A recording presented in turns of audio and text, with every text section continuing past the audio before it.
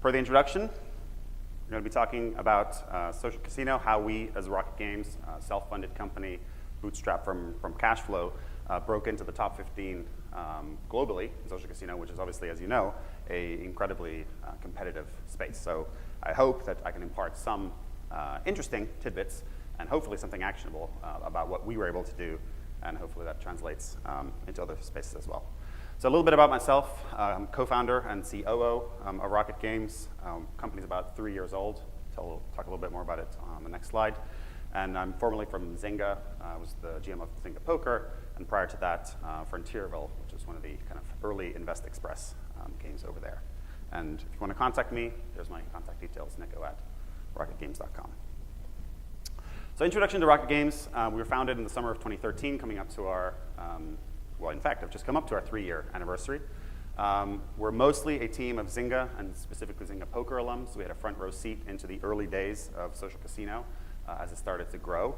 And that's why we entered into this space, having seen how strong the LTVs can be and how sustainable and evergreen this market actually is if you get it right.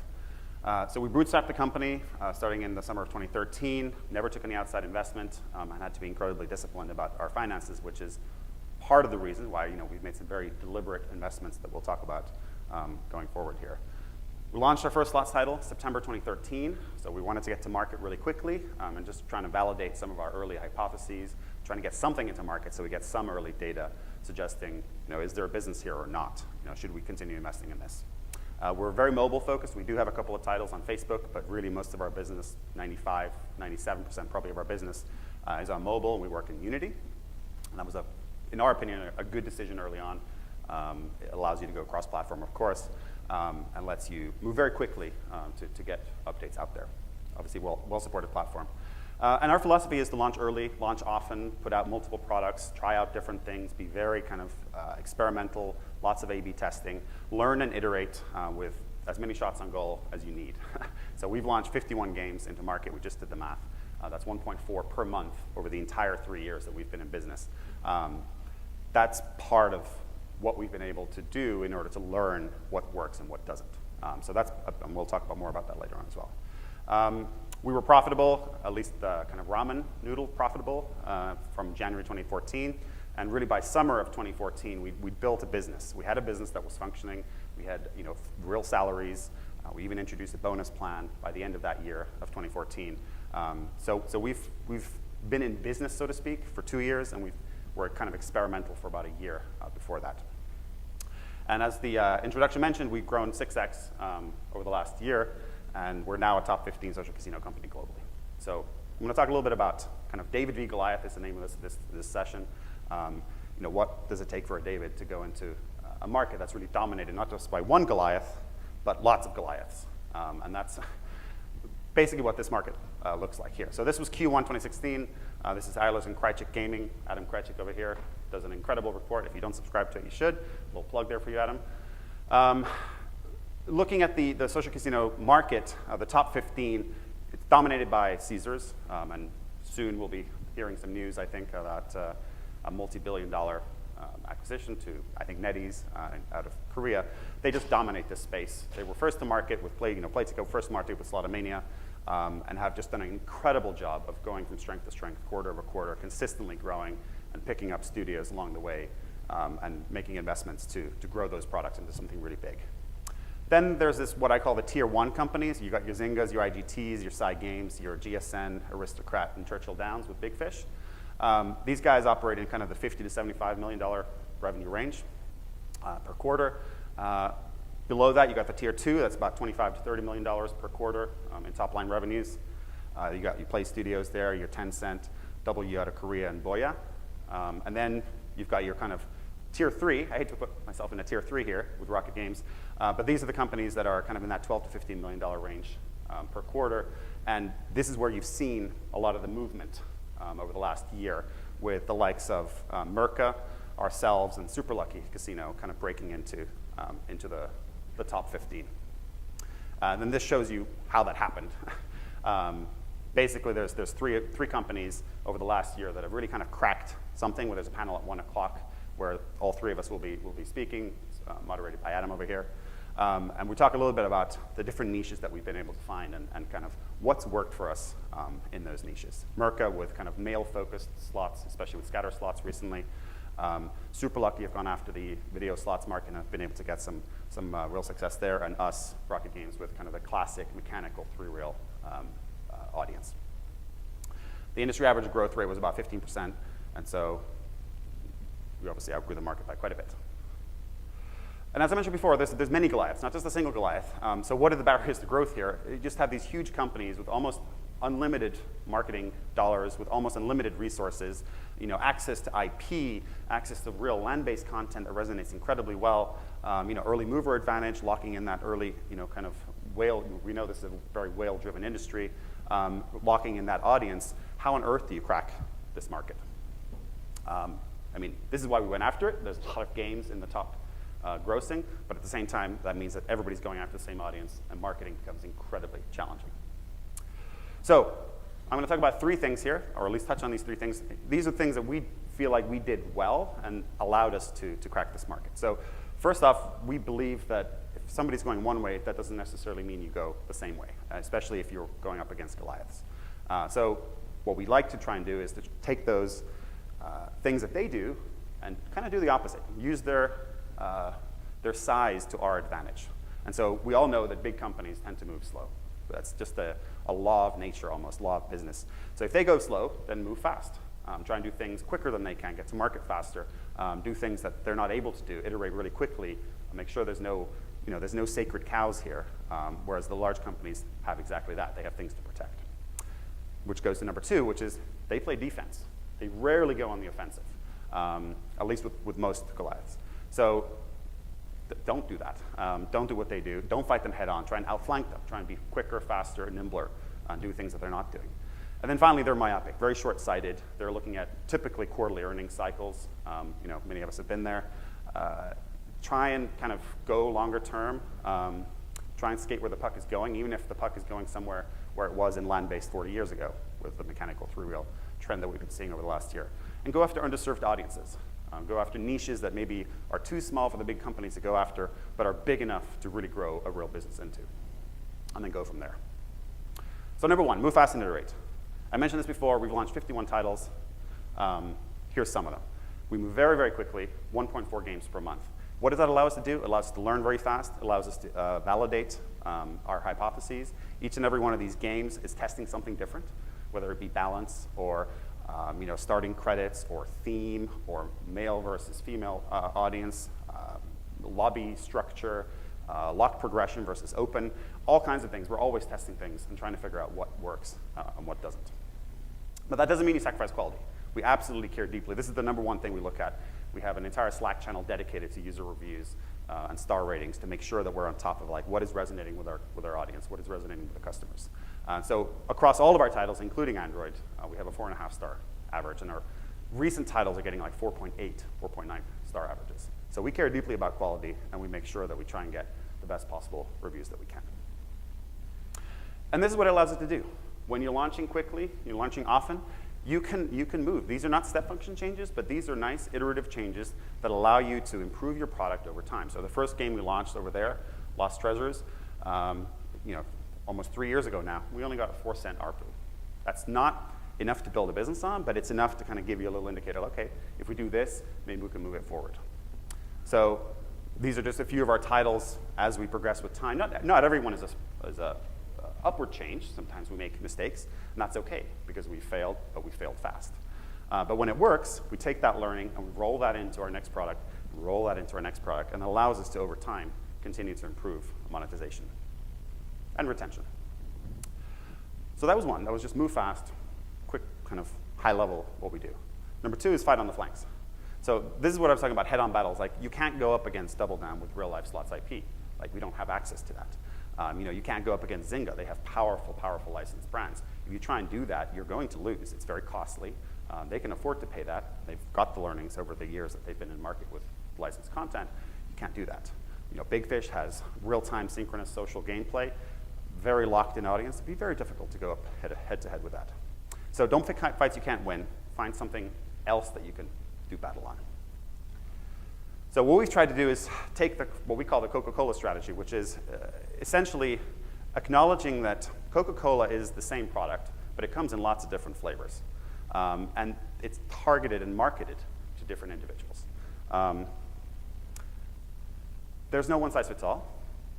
And going after these niches, essentially slots product, we have a slots product, we are tailoring it to different tastes. We're trying to come up with ideas and hypotheses that we're testing that really appeal to these kind of niches. Sometimes they're even micro niches within a niche, and learning something about that. So with Coke, you've got Diet Coke, which is targeted to females. You've got Coke Zero, which is essentially the exact same formula, but it's marketed to men. You get it in big family packs, value sizes. You have Cherry Coke. You have all kinds of things. You literally have hundreds and hundreds of flavors of what is essentially the same product. And that's allowed Coca-Cola to grow into an incredible marketing organization. So that's what we do. So we take essentially the same game engine, the same slots engine, and we build upon it. We try a tight economy versus loose economy. We try agent theme. We try going after a male theme. You're going after a younger audience on the Tango messaging platform. Our approach has allowed us to do this and really learn all kinds of things about what resonates and what doesn't. So instead of picking a head-on battle like, okay, we're going to do Hit It Rich better than Zynga does, or we're going to do Double Down Casino better than they do, we're doing these little things on the sides that are not big enough for them to care about, but are big enough for us to build a business out of and continue to get better and better with each product we release. And then the other advantage that this gives is in launching multiple products and kind of going after this Coca-Cola marketing strategy is this whole notion of shelf space in a supermarket. We all know that about 2/3 of app discovery happens through search, through the App Store. And so the more product you've got on the shelf, the more chance you have of being discovered by your customers. They're looking for you, so make it easy for them to find you. I'm not to pick on anybody, but IGT with Double Down, incredible single product, but where's the rest of their portfolio? It's always baffled me with the great content that they have. They haven't put out multiple SKUs into market. So Zynga gets it. Side Games is starting to get it now with Hotshot and Quick Hit.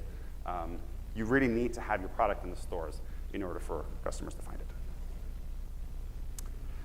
So quick kind of random guesses thrown out here. Don't want to take too long over this. So this is our installs through 2015, from January through December. How many of these do you think we paid for? Well, there's no access now. I've obscured some things, but these are real numbers. Only that orange portion, and we only started marketing after we launched Viva Slots. All of the rest of them are completely organic, completely free. Again, this is the approach of launch multiple products into the market, get the organic installs, the algorithms favor newness, all the platforms do. You get a nice bump there, and then you cross-promote those players into whatever game has the highest LTVs and highest monetization. And that is how we've, over time, steadily been able to grow our organic install base while keeping paid marketing to a minimum. Not that we don't want to do it, but it's just a tremendous competitive advantage if you can get your customers for free instead of having to pay for them. All right, final section here in the interest of time. Oh, look at that, on time. Spot opportunities early. So this is that idea about going where the puck is going, even if that puck was in the land-based world 40 years ago in a certain space. We'll talk about that. So last summer, which is really kind of the beginning of when we started to grow, get our exponential 6x growth, took a look at the state of the North American land-based market and said, okay, what's going on in, we'd started to hone our thinking about who is our customer. And they weren't gamers. We realized they weren't gamers. They were slots players, and slots players play in casinos. And so we surveyed the market, looked at it, did some research, and we looked to see, okay, what's going on here? About 70% of the North American slots market is video slots, which is really where the mobile market had been up until that point. But about a third of it was these classic mechanical, three-reel, single pay line slots, which were kind of the precursor to video slots. And in terms of the player base, it was about the same. 41 million-ish video slots players, about 17-ish kind of what we call classic slots, steppers, mechanical. They come by lots of different names. But if you surveyed the state of mobile at that point in time, this is what it looked like. It was all video slots. There was absolutely nothing for this classic customer. So that's where Viva Slots came from, was this notion like, hey, look, there's this underserved audience that is not getting what they need. They want this type of gameplay. They're doing it in casinos. They would absolutely play on mobile. It's the same customer, but nobody's offering this to them.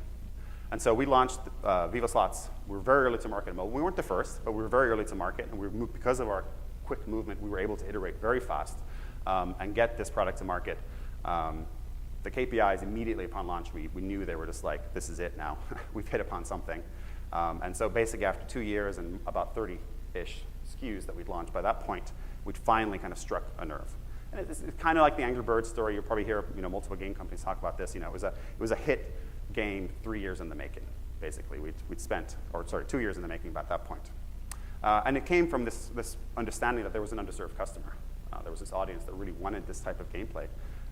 And similarly to how Playtika, this is how we liken it, similar to how Playtika with Slotomania was early to market for video slots with a good product, good quality product. There was an underserved video slots audience that they were able to scoop up and are still the top grossing game. We believe, we hope, that we've done the same thing with Viva and the classic audience. With Viva, this unlocked paid user acquisition, so we didn't have to rely on organics anymore. We were able to kind of more directly control the customer acquisition that we needed to do. How big do we think it can become? We think it's about a $500 million opportunity, give or take. The biggest challenge is likely going to be customer acquisition. It's obviously very difficult, very expensive when you're competing for the same customers, even with a product that has great KPIs, that has incredible LTVs. The way we market size this was looking at, okay, it's a North American type of style of gameplay. The North American social casino market is about $2 billion. If we get similar penetration in social as Classic has in land-based, about that 25 to 30%, we believe it's going to grow into about a $500 million opportunity. So no longer a small niche, actually a very sizable and a very healthy niche to go after. And this is kind of this is what 6X looks like. It shouldn't be that surprising. So we built a nice, healthy business, and then as soon as we launched Viva and we were able to unlock paid user acquisition and got these incredible KPIs and LTVs, it's just accelerated our growth to taking us as a business to the next level. So quick recap here. 3 things I just wanted to call out. Obviously, this is not everything we've done over the last 3 years, but these are the 3 things that we really do look at and say, hey, this is what sets us apart. Here's how we've been able to do what we've done. And that's to do the opposite, not always the opposite, but don't fight the Goliaths on their own terms. So because they move slow, try and move fast. Launch lots of products, try and learn as quickly as you can. If you're going to fail as quickly as possible. Number 2, they're always playing defense. They have everything to lose, and that's why they have to protect what they have so jealously. We didn't early on, certainly. Now we have to play a little bit of defense with Viva, but we're trying to keep that DNA of moving fast, breaking things, getting stuff out there, trying to outflank what the market's doing. And number 3, they're short-sighted, they're myopic, they're looking at their quarterly earnings typically. They're rarely looking at what comes next. It's going to be likely experimental or at least uncertain. And that's why we like to try and see, okay, can we take slots, social casino, to a place that it hasn't been before, or it has been, but somewhere adjacent, i.e. land-based, and where are the next opportunities? I think one of the opportunities coming up is probably the male audience, which is currently underserved. Scatter slots is pretty much the only one really serving that audience very well, but other opportunities as well. And with that, thank you.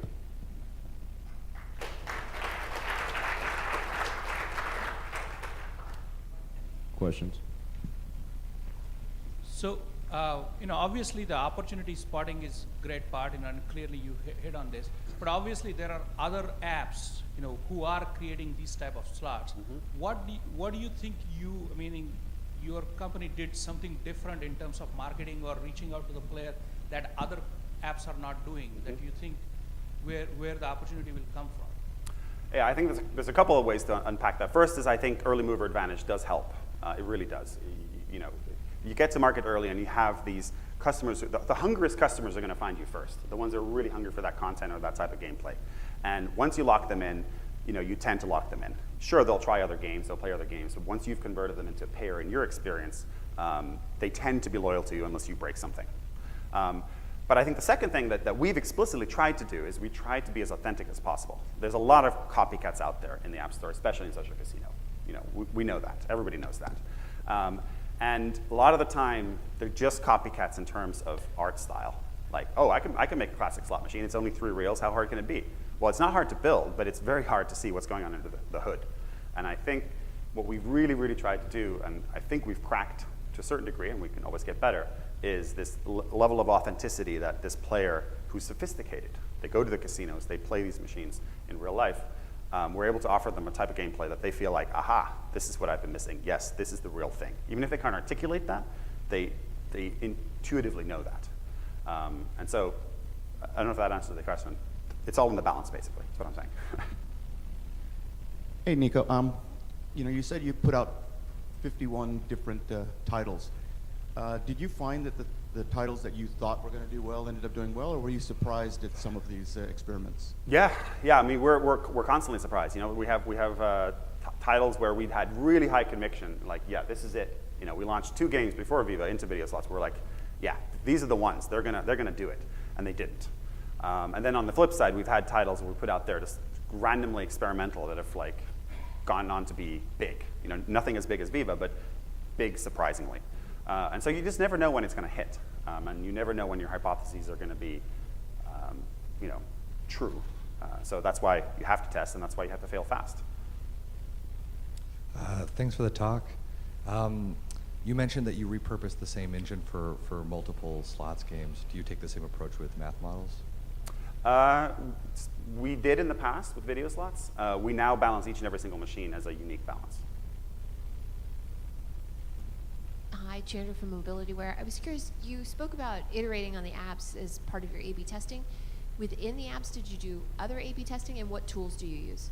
Yeah, great question. Yeah, so we A/B test at the product level. We A/B test inside, at the feature level as well. So at any given time, we have multiple experiments that are running, testing economy balance, first machine, RTP, starting credits, all kinds of things. Anything you would imagine that might move a slot machine's metrics, we're constantly testing and tweaking. We use an analytics tool called Amplitude. I don't know if you guys are familiar with it. They're a San Francisco-based startup. We're big fans of theirs. They allow you to create, I'm pitching them here, but they're great, basically. So they allow us to kind of create the experiments, hook them up, and then have very easy visualizations about which variant's doing better.